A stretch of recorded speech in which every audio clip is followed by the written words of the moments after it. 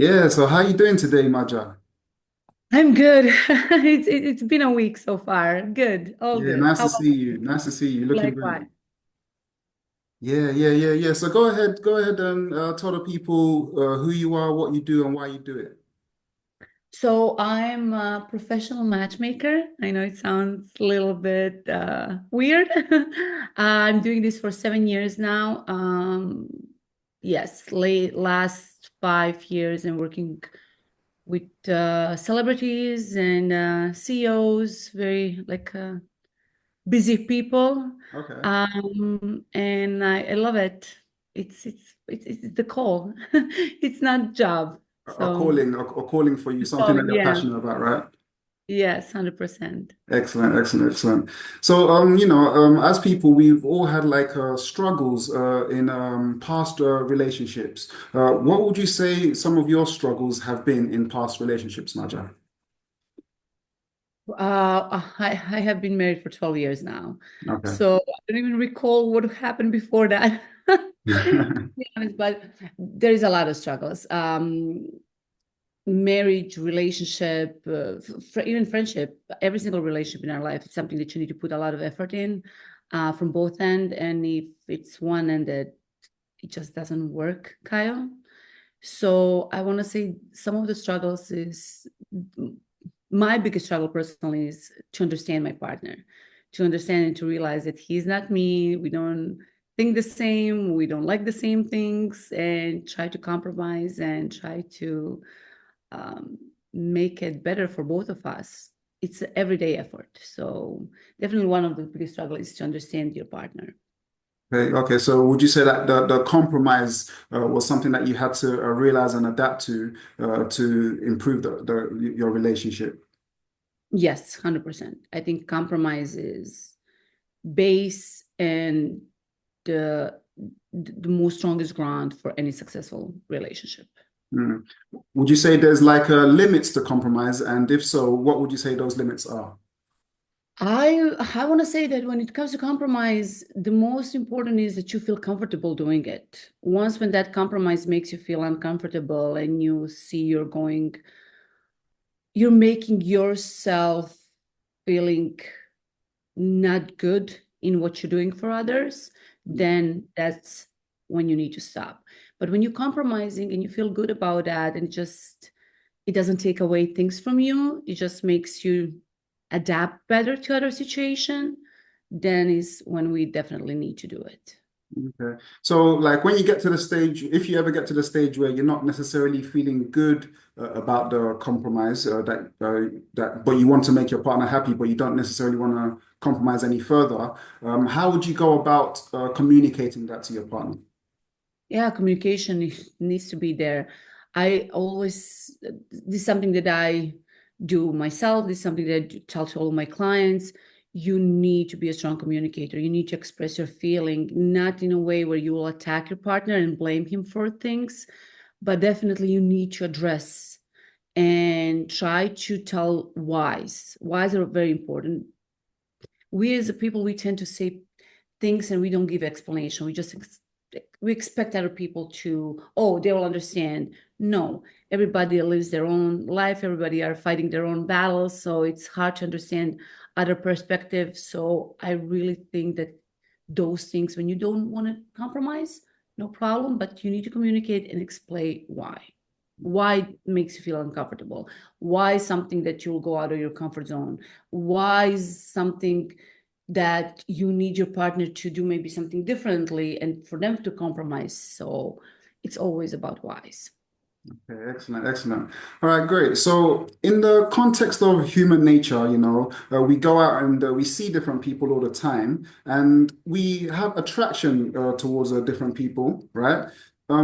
So, what are your viewpoints on relationship styles in terms of monogamy versus non-monogamy, in the context of human nature and the fact that we have attraction towards different people? That's a hard question. Okay, that means early in the morning. So okay, let me give you two views on that. So I'm originally from Croatia. It's small country in Europe, very traditional. My parents are still together. They've been together for what, 35 years? No, 45 years now. And a lot of people are married. There is not a lot of divorce going on. And being not being in monogamy is not even a question over there. On the other side, for the last 12 years, I live in New York City. So if you have one city in the world that is not about monogamy, is New York.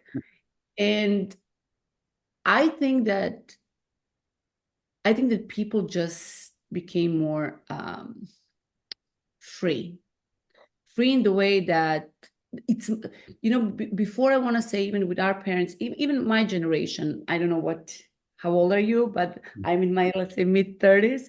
Even my generation, we still value those, oh, if things are not going good in our marriage, let's try to fix it, let's work on that, let's try to improve things. Nowadays, in a relationship, in dating, I see that as a matchmaker. People will go on a first date, it will be amazing, but then a beautiful person will pop up on their screen in the middle of the night, and they're not even open for a second date with this person that they just had amazing time. So here, the state of mind is, oh, it's not working, I'm done. And what you said, monogamy, and seeing people who are more attractive, or you find them more attractive in your current partner, or there's just something that is better, you think that is better in your partner. I want to say that it depends about the countries and about the society. People tend to snap really quick now, and they just keep on moving. My view on that, I want to say I'm very much against that. I'm always trying to coach, to work with my clients, to improve things. As I said, communicate, compromise. We're going back to all of those things from the beginning, because the grass is not greener. It's just, it'll always be somebody who is more prettier, more attractive than your current partner, always. But I'm not about that, definitely. Okay. So, like you mentioned, like in some regions, it's like monogamy is the norm, and in other places, like New York, for example, it's a bit more free. So, as human beings, like, should we be more free, or is it good to be uh, put into societal norms, like you mentioned? I think it's so individual. It comes to the bottom. Just make things that makes you happy. If you feel trapped in your marriage, if you feel trapped in your relationship, if you're not happy, if being with your partner makes you miserable, there is no point for staying in that relationship, right? Or staying in that marriage. But I, I really think it all has a lot with the fact how we are raised, what is our personality type, what are our surroundings. You have surroundings where, I'll give you an example. I spoke to one of my friends, and she said, oh my God, Maya, all people around me are either, all my friends who are married, they're all cheating, they're all getting divorced, it's crazy. Not a long time passed, she was doing exactly the same. It was like surroundings.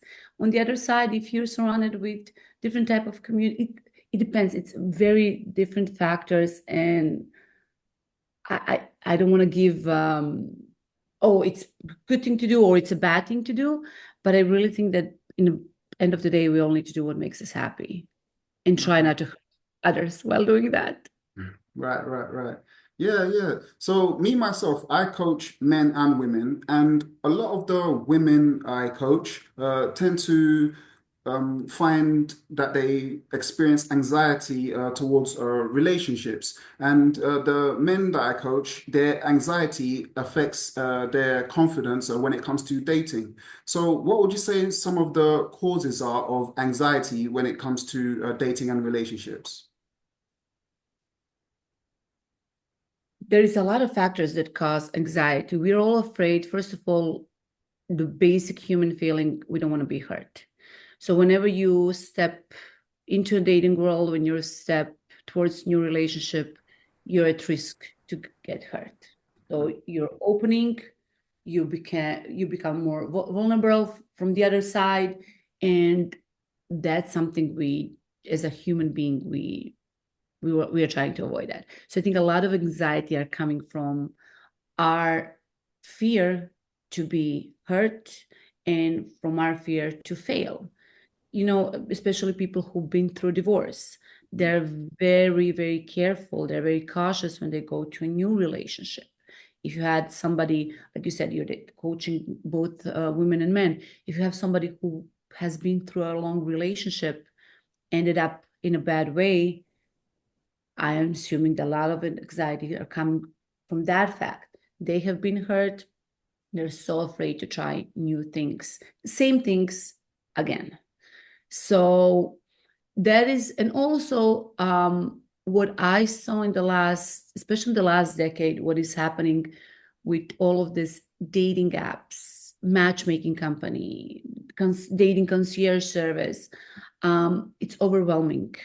You know, people before, especially I'll go back to divorced people, somebody who got divorced in their 20s and spent 20 years in a marriage and they're now in their 40s and they start to date.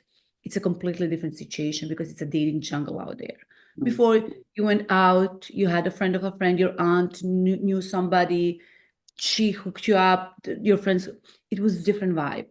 Now you sit on your couch and on your screen, you have access to million people that you can like, dislike, go on a date. You can schedule yourself a 5 dates in 2 hours. And as much as that is convenient, it's very overwhelming. Mm. And I think that's also one of the big factor why people are anxious about dating. Mm. Yeah. So, and yeah, I need to agree with you. I'll have a lot of clients who are very anxious about dating and starting over and just afraid to go Yeah. into the world. Okay.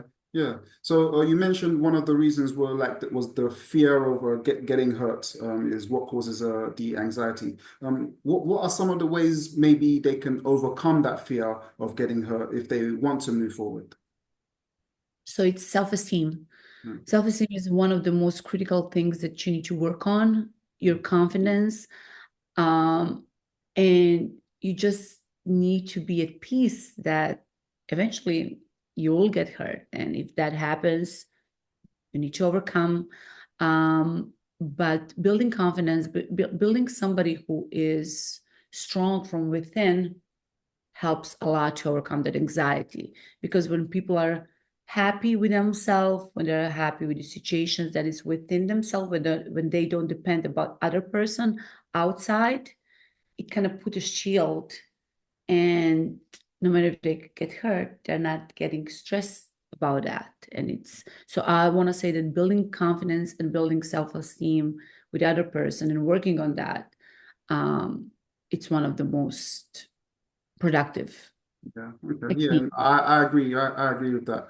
Like when we meet someone new and the relationship is fresh, people tend to want to immerse themselves into that relationship. They're having the butterflies and they're very excited about the new relationship that they've just got into. But in that process, some people tend to start to lose a sense of self because of the immersing into the other person.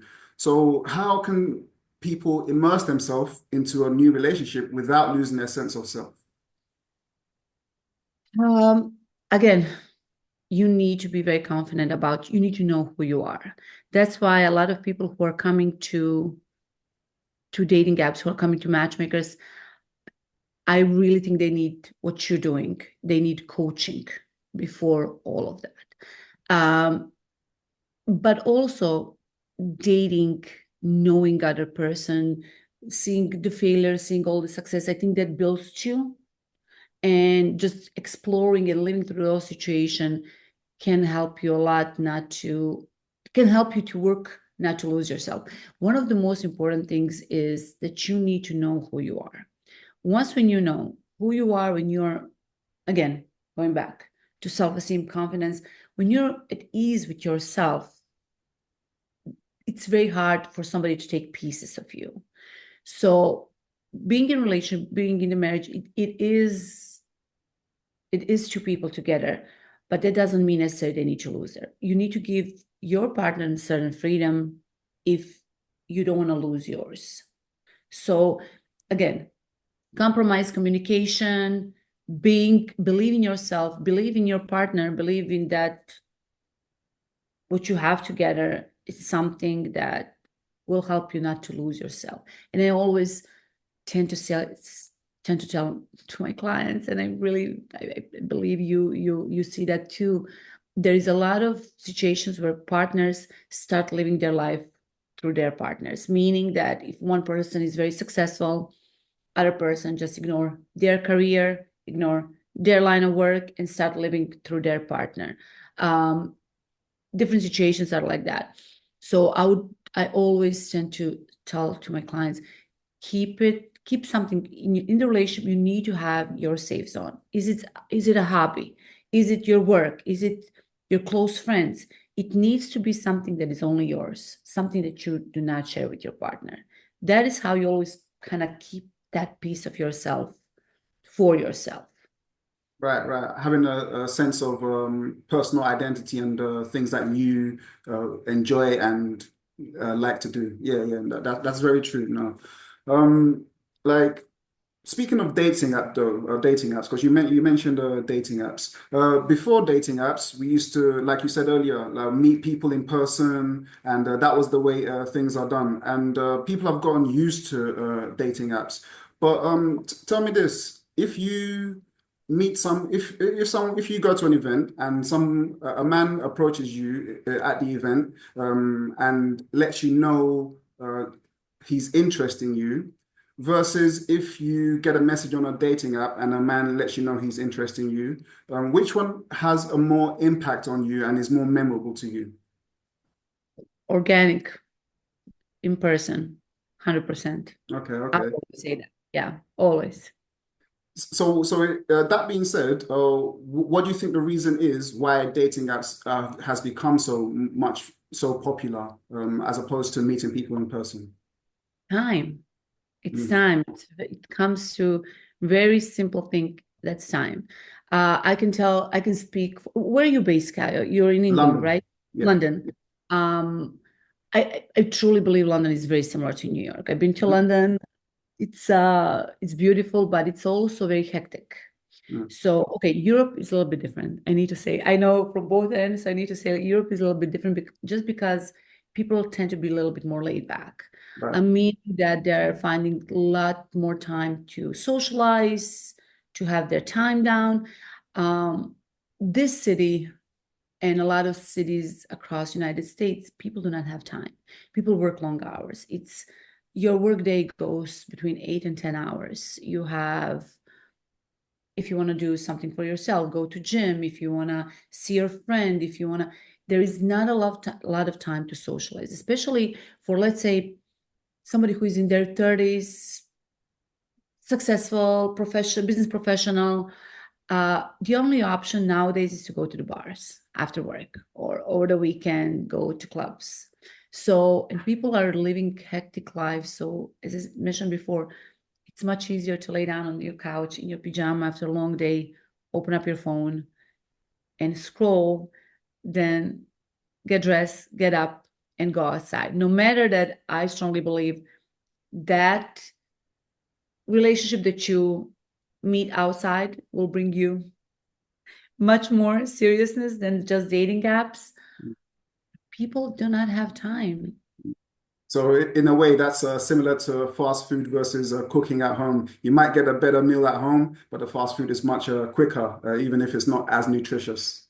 Exactly. I love that. Yes. I love that. Excellent. So, like, for people that actually want to meet people in real life, you mentioned bars and things like that, but what are some of the places or ways that they can meet in real life that they may not be aware of? So that is also one of the things that I love to open up eyes with my clients. It's especially if you live in the city. If you're not in suburbs, if you live in the city, you live in London. It's countless opportunities where you can meet somebody. It's but you need to find the things that you like again.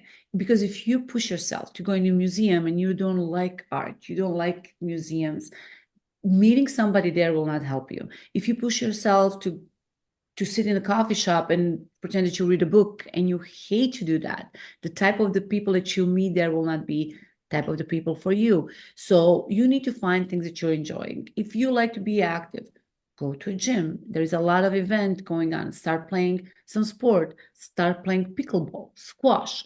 If you like to run, join the running team. There's a lot of different things. My and I don't want to sound rude, but I really think that a lot of people became very lazy. And the easiest thing is say, oh, there's nobody out there. I cannot find anybody. That's not true. What I really try to push my clients, you need to go out there. You're so amazing. You need to show yourself to the world. So go put a nice dress, put a makeup, and just walk down the street, sit somewhere, go see on the internet what is going on around you, what is in your neighborhood. There's a lot of opportunity for me to meet great people. The only thing that we need that push for us to leave the house, to get ready, to be at our best. As I said, people tend to not to be comfortable about that. They tend to get anxious about that because how can I go, especially if they don't have, wing woman or wingman who will follow them. There is where that is the point where that self-esteem and confidence needs to build up so you can be open to all those things, so you can open all those opportunities for yourself to meet everybody. Right. So basically, doing the things that you enjoy doing and meeting people like in those environments and actually just living life rather than worrying too much and getting too much in your head and things like that. Would you agree? Exactly, 100%. Excellent. So, as coaches, we speak to different people, and we tend to learn a lot of things from the people that we speak to. What would you say are some of the biggest things you've learned from speaking to people in regards to dating and relationships?